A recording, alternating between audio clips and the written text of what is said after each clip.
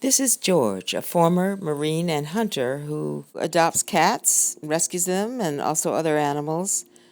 Now animals come up to him, deer, birds, you name it. I guess because they know he's trustworthy and true. Cats. You have had 5 at one time, I've and had now 5 at one time. Basically, someone dumped a bunch of animals out in Clifton, Maine, where I live. And one of them happened to be a mama cat who had kittens up in the old cliff face where my house is situated. And my buddy spotted it. And we finally got them caged and took them down to the vet and worked with Save Our Strays. Well, they were short on foster parents, so they helped us out with the food. And we took care of the cat litter. And they got all the shots, got them all fixed, and we brought them into the home. And working with feral cats is entirely different from any other animal. They have a mind of their own. They want out, they will find a way out. And unfortunately, we have lost 4 of the original 5 due to just them finding a way to get out of the house. And I've been working with those animals and finally got the trust of the one, and she's just a lovable little thing.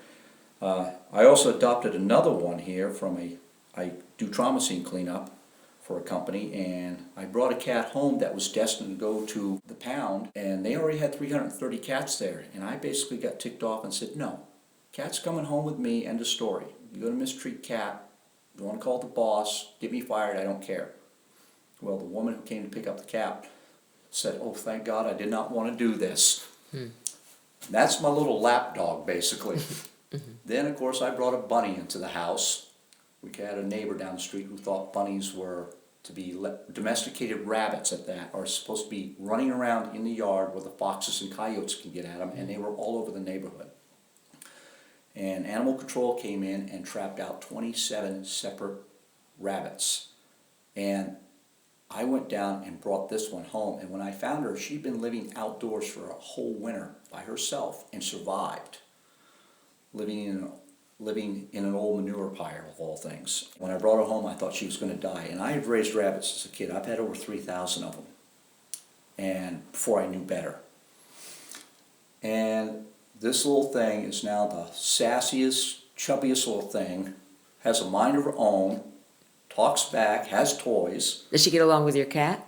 Oh yeah, it gets along great with the cat.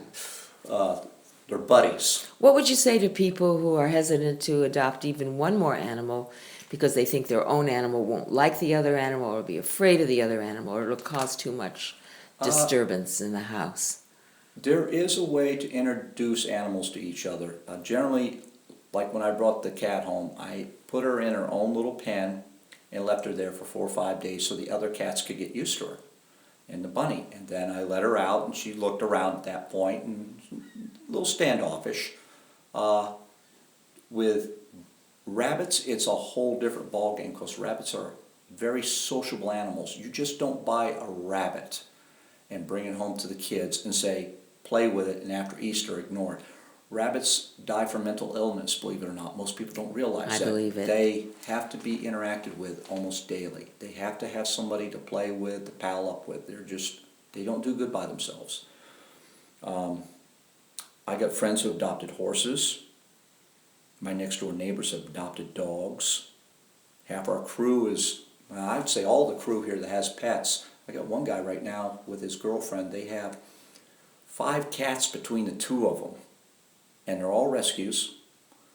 And one of our other guys here has adopted a dog, a couple of them over the years. My boss and his wife have 4 cats of their own, all adoptees. And they just want love, unconditional love. They don't ask, how was your day when you come home? They just want to, hey, give me a scratch behind the ear and show me you love me, and I'll do the same for you. That's it in a nutshell right there. Thank you very much, George. You're welcome. My name is Maggie Davis. I make videos and podcasts on behalf of animals in need. Maggie S. as in Sam Davis at gmail.com, 207-266-7673. This has been an Open Wide the Door audio presentation.